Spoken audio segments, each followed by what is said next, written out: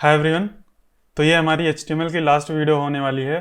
इसमें हम लोग कुछ मिसिंग पीसेस डिस्कस करेंगे जो कि हम लोगों ने पूरे कोर्स में नहीं डिस्कस किया है। इसमें 2-3 टॉपिक्स डिस्कस करेंगे, उसके बाद हम लोग HTML को कंप्लीट कर देंगे। HTML को फिनिश करके CSS स्टार्ट करेंगे। तो जो पहला टॉपिक रहेगा वो रहेगा हेड टैग। हम लोग समझेंगे हेड टैग और मेटा टैग, उसके अंदर जो होता है, क्या काम होता है, क्यों यूज़ करते हैं। दूसरा टॉपिक हम लोग देखेंगे कि राउटिंग कैसे करते हैं HTML में। राउटिंग का मतलब होता है जैसे कि अगर हम लोग मल्टीपल पेजेस क्रिएट करना चाहें तो कैसे क्रिएट कर सकते हैं। जैसे एक हम लोग का होम पेज बाय डिफ़ॉल्ट होता है जो आता है, ठीक, जो index.html यूज़ करके करते हैं, वो होम पेज हम लोग का बन जाता है, ठीक। और हम लोग को अगर अबाउट पेज, कॉन्टैक्ट पेज ये सब बनाना है तो कैसे हम लोग वो बनाएंगे। और हम लोग ये भी देखेंगे कि अगर हम लोग को किसी एक वेबसाइट के पर्टिकुलर सेक्शन में जाना है, जैसे कि मान लो तुमने नीचे टेस्टिमोनियल का सेक्शन दिया है या फुटर का सेक्शन दिया है, उस सेक्शन पे जाना है लिंक पे क्लिक करके, तो कैसे हम लोग उस सेक्शन पे जाएंगे, ये भी हम लोग डिस्कस करेंगे। और फिर हम लोग देखेंगे कि HTML में कमेंट्स कैसे देते हैं, ठीक। तो चलो स्टार्ट करते हैं। तो हम लोग स्टार्ट करेंगे हेड टैग से। उसके लिए चलो हम लोग एक फोल्डर बना लेते हैं अपने इसमें।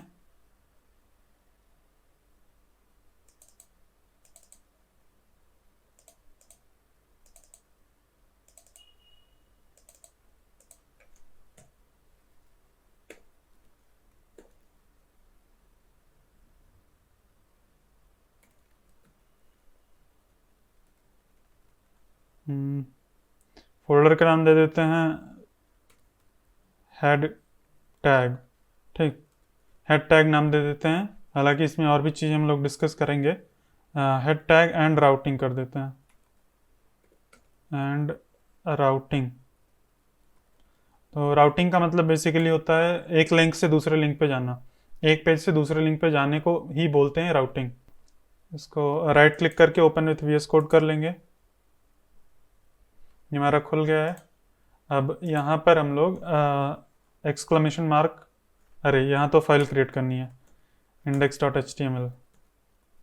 यहीं से मैंने कोड लिखना स्टार्ट कर दिया।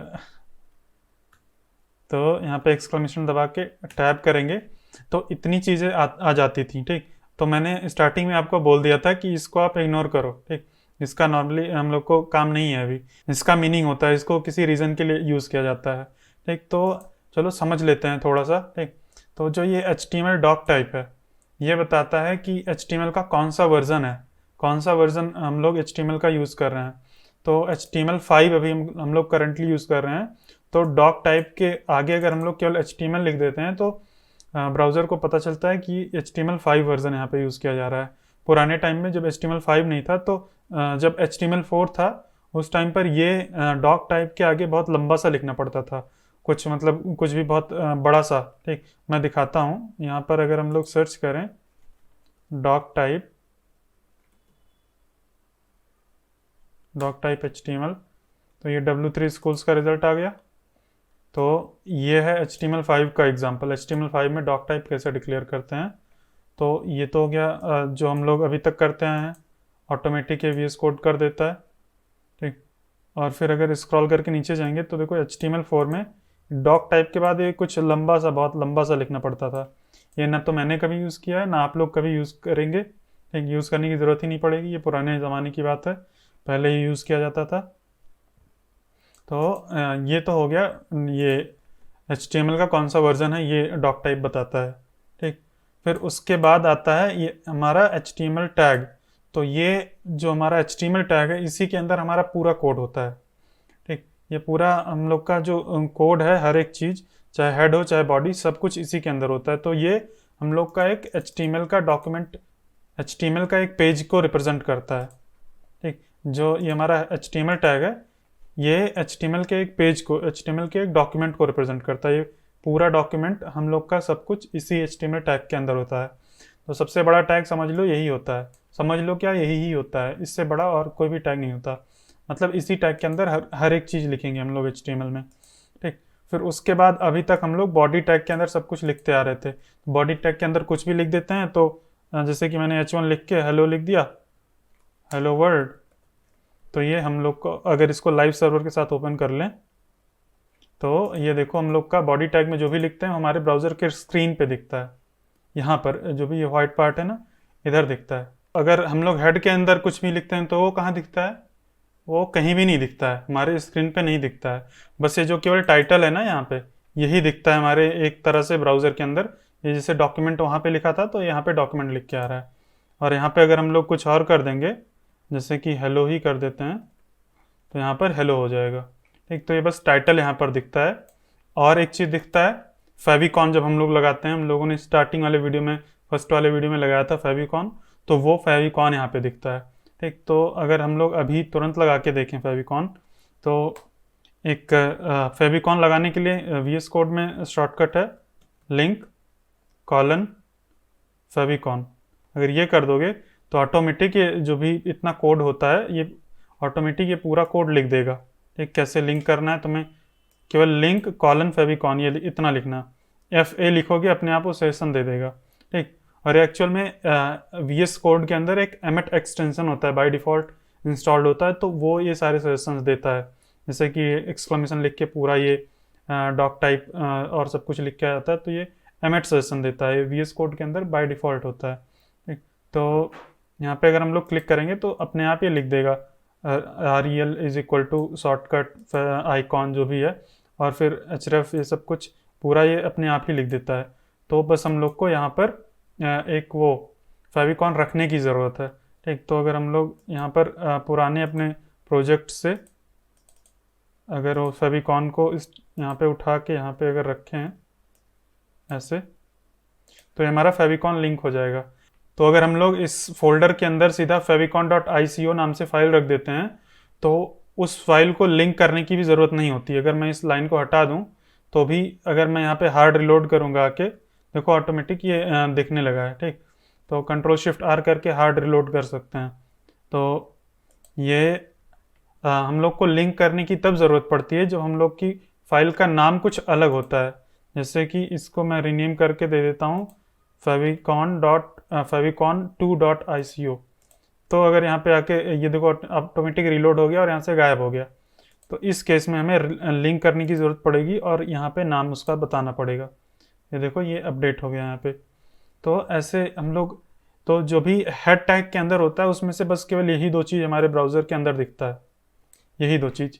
नॉर्मली अगर हम लोग चाहें तो ना लिंक करें तो भी वो दिखेगा, अगर केवल हम लोग यहाँ पे फाइल डाल दें। लेकिन अगर हम लोग की फाइल का नाम कुछ दूसरा है तो हम लोग को लिंक करके उसका नाम बताना पड़ेगा। ठीक, तो यहाँ से बस यही दो चीज़ यहाँ पे दिखता है ब्राउज़र में। इसीलिए मैंने स्टार्टिंग में नहीं बताया था हेड टैग के अंदर ये सब मेटा टैग क्या होता है और ये सब क्या होता है, ये lang is equal to en क्या होता है, ये सब मैंने एक्सप्लेन नहीं किया था। क्योंकि स्टार्टिंग में अगर हम लोग यही समझने लगेंगे जो कि दिखता नहीं है, तो हम लोग थोड़ा सा बोर हो सकते हैं। हम लोग को लगेगा कि ये क्या है, हम लोग इतना सारा लिख रहे हैं कुछ दिख ही नहीं रहा है। तो इसीलिए सीधा हम लोग बॉडी पे आ गए थे और बॉडी को स्टडी किया, बॉडी में क्या क्या लिख सकते हैं, और इस सबको बाद के लिए छोड़ दिया। तो अब हम लोग यहाँ पे समझते हैं। हाँ, तो हम लोगों ने ये समझ लिया कि हेड टैग के अंदर जो भी लिखते हैं वो ब्राउज़र में बस केवल यही दो लाइन दिखती है। ये चीज़ यहाँ पे दिखता है और ये जो हम लोग का फेविकॉन है ये यहाँ पे आइकॉन की तरह दिखता है। बाकी और सब चीज़ें कहाँ जाती हैं? ठीक, तो बाकी ये देखो, सबसे पहले यहाँ पे देख लो lang is equal to en है, तो ये है लैंग्वेज। एक लैंग्वेज ये बताता है ये लैंग्वेज जो हमारा पेज है ये किस लैंग्वेज में है। ठीक, तो इसकी क्या क्या वैल्यू हो सकती हैं तुम चल के वहाँ से देख सकते हो। ठीक, यहाँ पे अगर हवर करोगे तो MDN का भी लिंक आ जाएगा, इसको ओपन कर सकते हो। ठीक, तो यहाँ पे आओगे तो यहाँ पे कुछ दिखाई नहीं है, लिखा ही नहीं ज़्यादा। lang एट्रीब्यूट HTML, यहाँ पे अगर सर्च करेंगे और फिर W3 स्कूल्स पे जाएंगे तो ये देखो FR है, इसकी वैल्यू हो सकती है। ठीक, तो ये केवल ये lang एट्रीब्यूट है, ये केवल HTML पे ही नहीं, हम लोग किसी भी एलिमेंट पे लगा सकते हैं। अगर केवल उसी पर्टिकुलर एलिमेंट में किसी दूसरी लैंग्वेज में लिखा गया है तो उस एलिमेंट पर भी लगा सकते हैं। ठीक, तो यहाँ पे जैसे FR लिखा है यानी कि शायद फ्रेंच होगा ये। ठीक, तो ये देखो लैंग्वेज कोड हम लोग को यहाँ से मिलेगा। ये देखो अलग अलग लैंग्वेज कोड है, तो किसी भी अगर भाषा में हो, जैसे हम लोग की अगर हिंदी है तो हिंदी का कोड होगा HN, शायद HI है, तो यहाँ पे लैंग्वेज कोड हम लोग को HI देना होगा। ठीक, लेकिन क्योंकि ये नॉर्मली हम लोग जो भी पेज बनाते हैं वो इंग्लिश में होता है तो इसको बाय डिफ़ॉल्ट इंग्लिश में ही छोड़ देते हैं। तो फिर ये ब्राउज़र को अंडरस्टैंड करने में और स्क्रीन रीडर्स को या फिर गूगल के सर्च इंजन को ये अंडरस्टैंड करने में हेल्प करता है कि ये पेज किस लैंग्वेज में है। ठीक, तो इसका यूज़ सर्च इंजन करते हैं, ब्राउज़र्स करते हैं और स्क्रीन रीडर्स करते हैं। ठीक, इसका यूज़ करके वो समझते हैं कि ये पेज किस लैंग्वेज में लिखा गया है। ठीक, फिर उसके बाद आ जाता है मेटा टैग। ठीक, तो मेटा टैग में कई चीज़ें हो सकती हैं, जैसे कि यहाँ पे है कैरसेट इज इक्वल टू UTF-8। तो इसको चाहो तो इग्नोर भी कर सकते हो, हम लोग के बहुत ज़्यादा काम का नहीं है, लेकिन थोड़ा सा इसमें पढ़ लेते हैं हवर अगर करेंगे। तो this attribute declares page character encoding. अब इसके लिए तुम्हें समझना पड़ेगा कैरेक्टर इनकोडिंग क्या होता है। तो जैसे डिफरेंट डिफरेंट टाइप के कैरेक्टर इनकोडिंग होती हैं। ठीक, लेकिन जो UTF है वो सबसे लेटेस्ट है, उसमें सबसे ज़्यादा मैक्सिमम कैरेक्टर्स हैं। जैसे कि अभी नई जो इमोजीज आ गई हैं, इमोजीज पहले नहीं होती थी। ठीक, तो ये UTF-8 के अंदर इमोजीज भी इंक्लूडेड होती हैं। तो इसीलिए हम लोग UTF-8 ही यूज़ करते हैं। अगर यहाँ पे अगर आओगे W3 स्कूल्स के ऊपर, तो HTML encoding character set, HTML encoding character set है ये जो। ठीक, यहाँ पे देखो ASCII टू UTF। ठीक, ASCII में क्या होता था, ANSI, ये फिर है, फिर UTF है। ठीक, तो इसमें आके पढ़ सकते हो क्या क्या है। ठीक, तो ये UTF-8 जो कैरेक्टर इनकोडिंग है, इसमें मैक्सिमम टाइप के हर एक तरह के सिंबल्स कैरेक्टर अलग अलग लैंग्वेजेस के सारे इंक्लूडेड होते हैं, इसीलिए हम लोग UTF-8 यूज़ करते हैं। इसको ज़्यादा ध्यान देने की ज़रूरत नहीं है, इसको बस ऑटोमेटिक ये अपने आप आ जाता है, इसको लिखा रहने दो। ठीक, बाद में कभी हम लोग डिटेल में इसको स्टडी कर लेंगे अगर ज़रूरत पड़ेगी, तो ऐसे ज़रूरत पड़ेगी नहीं। फिर इसके इज इक्वल टू कुछ लिखा है, फिर उसके बाद content is equal to IE Edge. ठीक, तो ये बेसिकली बता रहा है कि ये जो हमारा वेब पेज है, ये हमारा जो वेब पेज है वो इंटरनेट एक्सप्लोरर यानी कि इंटरनेट एक्सप्लोरर और एज ब्राउज़र को सपोर्ट करे, बेसिकली इंटरनेट एक्सप्लोरर को सपोर्ट करे। तो इसको भी इग्नोर कर दो, अब तो इंटरनेट एक्सप्लोरर बंद हो चुका है, अगर ये लाइन हटा भी देंगे तो भी कोई फ़र्क नहीं पड़ेगा। ठीक, इस लाइन की कोई ज़रूरत नहीं है और उसको ज़्यादा समझने की भी ज़रूरत नहीं है। फिर ये वाली लाइन इंपॉर्टेंट है काफ़ी। ठीक, ये जो लाइन है, name is equal to viewport, फिर कंटेंट विड्थ, ठीक, is equal to device width, initial scale is equal to 1। ये हम लोग जब CSS पढ़ के रिस्पॉन्सिव वेबसाइट बनाएंगे तो ये थोड़ा सा ज़्यादा समझ में आएगा उस टाइम पे, लेकिन अभी के लिए ये जान लो कि ये लाइन बताती है कि हमारा जो ब्राउज़र का व्यू पोर्ट है उसकी विड्थ डिवाइस के जो व्यू पोर्ट है, डिवाइस का जो भी व्यू पोर्ट है उसके विड्थ के बराबर होनी चाहिए। ठीक, हम लोग जब CSS सीखेंगे और हम लोग रिस्पॉन्सिव वेबसाइट बनाएंगे तो हम लोग देखेंगे इसको हटा के क्या चेंज होता है और इसको लगा के क्या चेंज होता है। इसको हटाने और लगाने से चेंज होता है, ये थोड़ा इंपॉर्टेंट टैग होता है। ठीक, तो ये हो गया। और फिर एक होता है यहाँ पे जो बाय डिफ़ॉल्ट लिख के नहीं आता है, मेटा डिस्क्रिप्शन। ठीक, तो ये होता है मेटा में name is equal to description करके लिखते हैं। ठीक, और फिर यहाँ पे कंटेंट में कुछ भी डाल दो, अभी मैं बताता हूँ इसका क्या यूज़ होता है। ठीक, तो मैंने यहाँ पे डिस्क्रिप्शन मेटा में name is equal to description, फिर content is equal to something लिख दिया है। तो ये चीज़ कहाँ पे दिखता है, ये भी ब्राउज़र में हमारे कहीं पे दिखता नहीं है। देखो ये मैंने इतना सारा लिख दिया लेकिन ये कहीं पे नहीं दिखता। तो ये फिर कहाँ दिखता है, ये वही गूगल का जो सर्च इंजन है, वही सर्च इंजन इसको यूज़ करता है। तो जब गूगल का सर्च इंजन सर्च करके हमारी वेबसाइट तक पहुँचता है तो वो सर्च करता है मेटा डिस्क्रिप्शन वाले टैग को।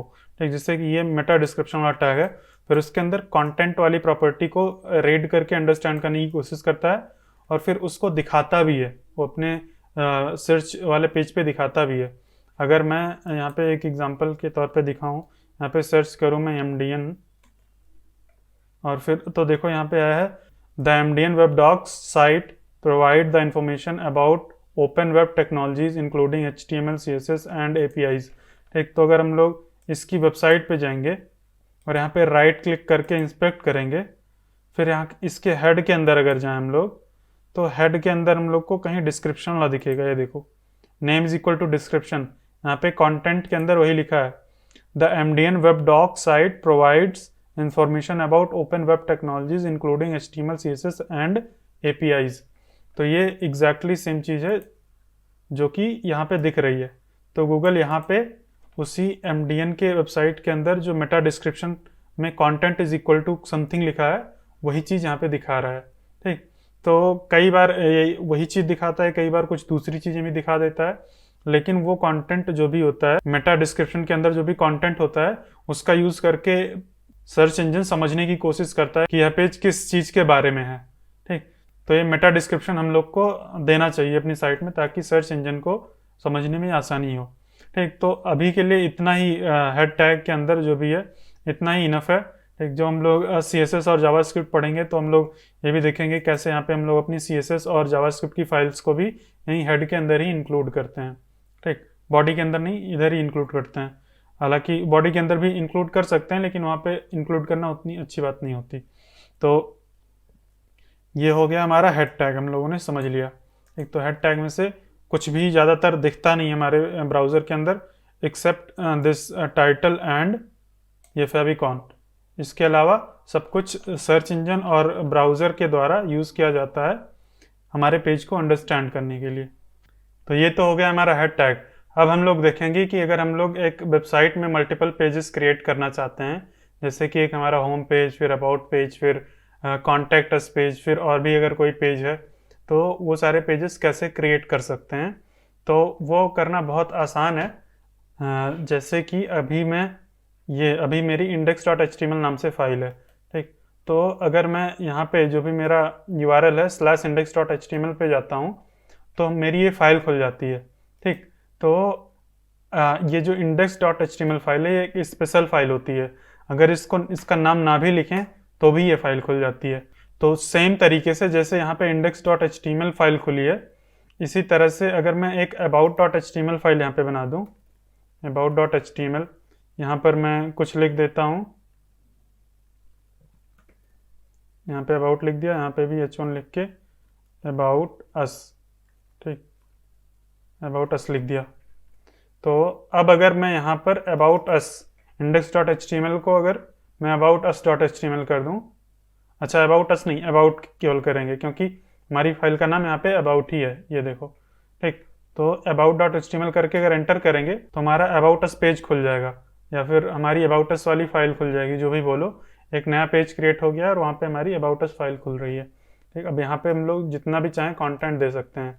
तो ये तो हो गया, हम लोगों ने ये फाइल क्रिएट कर ली और यहाँ से URL में खुद से एंटर करके चले गए। ठीक, लेकिन अगर हम लोग चाहें तो यहाँ पे लिंक भी दे सकते हैं, यहाँ पे कोई लिंक दे देंगे, उस पर क्लिक करने के बाद चला जाएगा। तो यहाँ पर अगर मैं लिंक कैसे देते हैं, याद होगा आप लोग को, एंकर टैग का यूज़ करते हैं, तो ए लिख के टैब दबाओगे आ जाएगा। यहाँ पे जो भी हम लोग को लिंक देना है वो दे देंगे। तो यहाँ पे हम लोग लिखेंगे /about.html। ठीक, तो ये स्लैश क्या इंडिकेट करता है कि हमारी ये जो करंट वेबसाइट है, जो भी लोकल हो समथिंग है, ठीक, फिर स्लैश उसके बाद फिर about.html। तो ये जब स्लैश लिखते हैं तो हमारे जो वेबसाइट का जो मेन URL है उसको ऑटोमेटिक पॉइंट करने लगता है। तो अगर मैं यहाँ पे इसको रिलोड करूँ एक बार, अच्छा है, तो मैंने अबाउट वाले ही फाइल में दे दिया, इसको मुझे ये index.html वाले फाइल में देना है ताकि ये मेरे index.html फाइल के अंदर दिखे। यहाँ पर भी नहीं दिख रहा है, अच्छा क्यों दिखेगा, इसके अंदर मैंने कुछ लिखा ही नहीं अबाउट अस। ठीक, तो ऐसी ही होती है गलती, आपसे भी हो जाएगी और पता भी नहीं चलेगा कि क्या गलती हुई है। आपको लगेगा सब कुछ सही किया है लेकिन आपने कुछ ना कुछ मिस किया होगा, इसीलिए नहीं वो चीज़ नहीं दिखती है। ठीक, तो जब भी कोई गलती हो बहुत ध्यान से, बहुत आराम से देखिए, और हो सकता है तो थोड़ा रेस्ट करके कुछ देर बाद देखिए। अगर आपके पास कोई और है तो उससे दिखवाइए, उसको दिख जाएगी गलती, आपको खुद की गलती नहीं दिखेगी। ठीक, तो ये अबाउट अस यहाँ पे लिख के आ गया। अगर मैं इस पर क्लिक करूँगा तो ये देखो अबाउट अस पेज पे चला गया, अबाउट पेज पे चला गया। ठीक, तो ये हो गया। ऐसे ही कई फाइल्स बना सकते हैं हम लोग, contact.html। ठीक,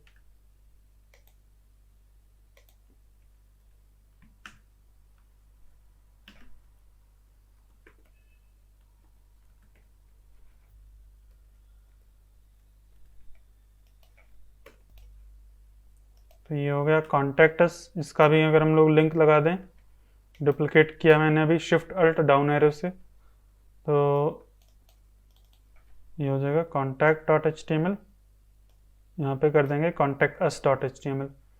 तो अगर मैं इस लिंक पे क्लिक करूँगा तो कॉन्टैक्ट पेज पे आ जाऊँगा, और इस लिंक पे क्लिक करूँगा तो ये अबाउट पेज पे आ जाऊँगा। तो इस तरह से हम लोग अपनी वेबसाइट में मल्टीपल पेजेस क्रिएट कर सकते हैं और उस पर लिंक के थ्रू हम लोग यूज़र्स को भेज सकते हैं। ठीक, अगर हम लोग यहाँ पे क्लिक करेंगे तो नीचे भी देखना, यहाँ पे कॉर्नर में उसका पूरा यूआरएल लिख के आएगा कि किधर ये यूआरएल लेके जाएगा। ठीक, तो हम लोगों ने दिया था केवल स्लैश about.html, लेकिन स्लैश जो है उसमें ऑटोमेटिक वो ऐड हो जाता है आगे वाला चीज़ जो भी हमारा मेन यूआरएल होता है। ठीक, तो ये देखो स्लैश about.html लिखा था, लेकिन यहाँ पे पूरा जो भी पोर्ट नंबर है सब कुछ लिख के आईपी एड्रेस के साथ ये आ गया है। फिर यहाँ पे ये contact.html यहाँ कॉर्नर में आ जाता है, इधर ये हट गया। ठीक, तो इस तरह से हम लोग अपनी साइट पे मल्टीपल पेजेस दे सकते हैं। तो ये तो हो गया कैसे मल्टीपल पेजेस दे सकते हैं। एक और चीज़ बची है, उसको भी डिस्कस कर लेते हैं। उसके लिए थोड़ा सा हम लोग को लंबा पेज का कंटेंट लगेगा, तो उसके लिए मैं वो अपने पुराने प्रोजेक्ट से उठा लेता हूँ कुछ कोड। ये कहाँ गया, फ्रंट एंड रोड मैप।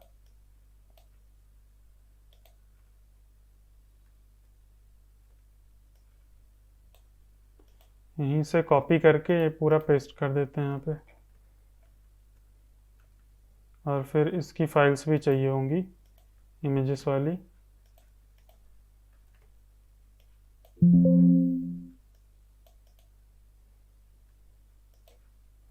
तो यहाँ पे हम लोग को एक चीज़ समझना है। जैसे मान लो कि ये है जावास्क्रिप्ट का सेक्शन। ठीक, ये जावास्क्रिप्ट का सेक्शन है, और ऐसे हम लोग का पेज बहुत लंबा हो सकता है। ठीक, तो हम लोग चाहें तो हम लोग यहाँ पर लिंक्स दे सकते हैं। उस पर जब यूज़र क्लिक करेगा तो उस जावास्क्रिप्ट के सेक्शन पे स्क्रॉल करके नीचे पहुँच जाएगा। ठीक, तो अभी मैं दिखाता हूँ क्या बताना चाह रहा हूँ मैं। यहाँ पर जैसे तो पहले हम लोग लिंक देते हैं। चलो यहाँ पे चल के एक एंकर टैग दे देते हैं, यहाँ पे जावास्क्रिप्ट,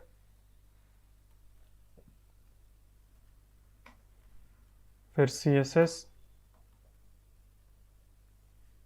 बस जावास्क्रिप्ट और CSS यही दो चीज़ें हैं। बाकी ये चीज़ तो ये वाला तो ऊपर ही है, तो यहाँ पे ले जाने की ज़रूरत नहीं है। जावास्क्रिप्ट और CSS को ऊपर कर देते हैं क्योंकि CSS पहले है। तो अब मैं क्या चाह रहा हूँ कि अगर मैं इस पर क्लिक करूँ, CSS पे क्लिक करूँ, तो मेरा पेज स्क्रॉल होके ऐसा कुछ यहाँ पे आ जाए। ठीक, और जब मैं जावास्क्रिप्ट पे क्लिक करूँ यहाँ पर, तो ये स्क्रॉल होकर यहाँ पे आ जाए, मुझे खुद स्क्रॉल ना करना पड़े।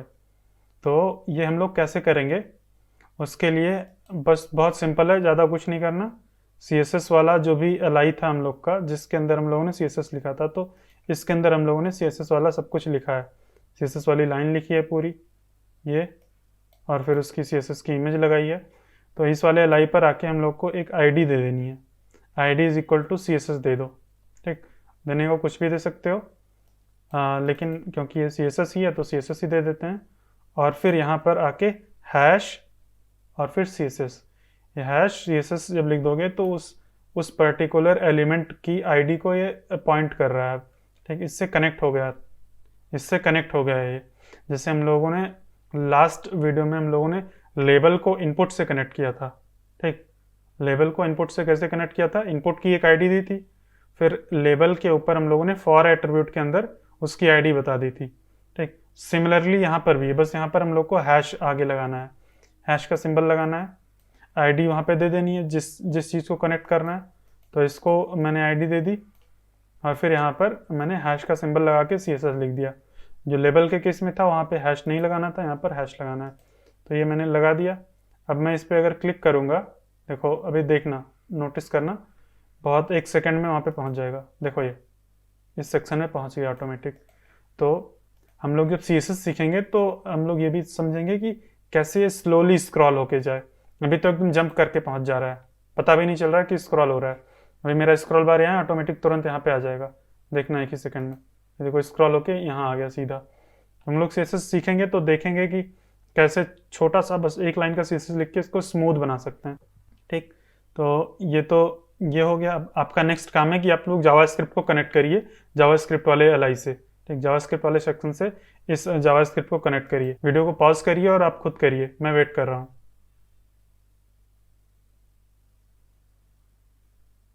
तो मैं उम्मीद करता हूँ आपने कर लिया होगा। अब मैं भी करके दिखा देता हूँ। यहाँ पे आईडी दे देते हैं जावास्क्रिप्ट,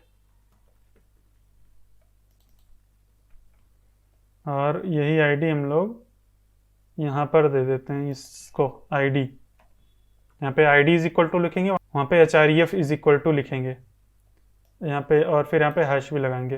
तो अब ये उससे कनेक्ट हो गया है। तो ये देखो जावास्क्रिप्ट वाले सेक्शन पे जा रहा है। तो ये स्मॉल टिप थी, ठीक, ये बताने के लिए ये कैसे हम लोग स्क्रॉल कर सकते हैं। अब एक और टिप है, जैसे कि मान लो यूज़र यहाँ पर आ गया, ठीक, यूज़र अगर मान लो यहाँ पर आ गया, उसको एकदम टॉप पे ले जाना है, ठीक। कई वेबसाइट्स में देखा होगा, गो टू टॉप या मूव टू टॉप और एक एरो बनी होती है, उस पर क्लिक करते ऊपर पहुँच जाता है। चलो वो भी करके देख लेते हैं। यहाँ पर उसके लिए भी एंकर टैग यूज़ करेंगे, और मूव या फिर गो टू टॉप। अभी यहाँ पे हम लोग अगर क्लिक करेंगे तो ये क्या होगा, पेज को रिलोड कर देगा और एक तरह से हम लोग टॉप पे पहुंच जाएंगे, लेकिन ये सही तरीका नहीं है। ये पेज को रिलोड कर रहा है एक्चुअल में। तो जब रिलोड कर देगा तो स्टार्ट से हो जाएगा, ऑब्वियस सी बात है, ठीक। तो हम लोग बस यहाँ पे केवल हैश दे देंगे। जब हम लोग यहाँ पे हैश दे देंगे तो ये ऑटोमेटिक बिना पेज को रिलोड किए ये टॉप पे चला जाएगा। हैश देने से इसको मतलब वो आईडी नहीं मिल रही है, ढूंढा उसने किस आईडी पे जाना है तो उसको नहीं मिली, तो उसने टॉप पे पहुंचा दिया। ऐसे इसका डिफ़ॉल्ट बिहेवियर होता है, ठीक। तो देखो ये किया, ये यहाँ पे पहुँच गया, और ये पेज रिलोड भी नहीं हुआ, ठीक। यहाँ देखना भी, ये देखो ऊपर पहुँच गया बिना रिलोड हुए। अगर हैश नहीं देंगे तो रिलोड हो जाएगा, और वो गड़बड़ चीज़ है। हम अपना पेज रिलोड नहीं करवाना चाहते बिना ज़रूरत के। देखो ये मैंने क्लिक किया, अभी ध्यान से देखना, ये जो बटन है हल्की सी ये रिलोड होगी, ठीक। देखो ये पूरा पेज रिलोड हो गया। तो हमें रिलोड नहीं करवाना है, हम लोग को सीधा टॉप पे भेजना है, तो केवल हैश यहाँ पे दे देंगे और ये टॉप पे पहुंचा देगा। तो हम लोगों ने देखा कि कैसे हम लोग एक ही पेज के डिफरेंट सेक्शन पे एंकर टैग का यूज़ करके नेविगेट कर सकते हैं। अब हम लोग एक लास्ट चीज़ बची है जो कि देख लेंगे, बहुत सिंपल चीज़ है, वो होता है कमेंट। तो कमेंट क्या होता है, जैसे कि फॉर एग्जांपल अभी तक हम लोगों ने क्या देखा था, जैसे कि मुझे इसको हाइड करना है तो यहाँ पे मैंने हिडन एट्रीब्यूट दे दिया था, ठीक। हिडन एट्रीब्यूट से ये चीज़ गायब हो गई थी, हमारी H1 वाली हेडिंग गायब हो गई, ठीक। लेकिन एक दूसरा तरीका भी होता है, हम लोग चाहें तो गायब कर सकते हैं इसको कमेंट आउट करके। तो कमेंट करने का जो शॉर्टकट होता है वो होता है कंट्रोल/। किसी भी लाइन पे अगर कंट्रोल/ दबाओगे, ये जो शिफ्ट के साइड में बटन होती है वो वाली क्वेश्चन मार्क वाली बटन, तो ये कंट्रोल/ इसको बोलते हैं। तो कंट्रोल/ जब दबाओगे तो ये ऑटोमेटिक ये कमेंट आउट हो जाएगा। कमेंट आउट का मतलब ये तुम्हारे कोड के अंदर है लेकिन वो दिखेगा नहीं, ठीक। ये जब HTML का इंजन, जो भी HTML का जो पार्सर है, पार्सर यानी कि HTML को समझने वाला जो भी ब्राउज़र का इंजन है, जब इस वाली लाइन पे पहुंचेगा तो वो कहेगा अच्छा ये तो कमेंट है।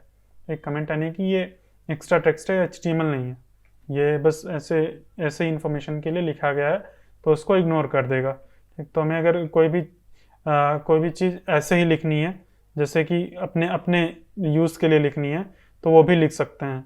जैसे फॉर एग्जांपल यहाँ पे अगर चाहें तो हम लोग कंट्रोल/ अगर दबाएंगे तो ऑटोमेटिक ये एंगुलर ब्रैकेट, फिर एक्सक्लेमेशन, फिर हाइफन, फिर ऐसे हाइफन, फिर क्लोज एंगुलर ब्रैकेट, तो ये ऐसे आ जाता है। फिर इसके अंदर हम लोग जो भी लिखेंगे, जैसे कि मैंने लिख दिया CSS सेक्शन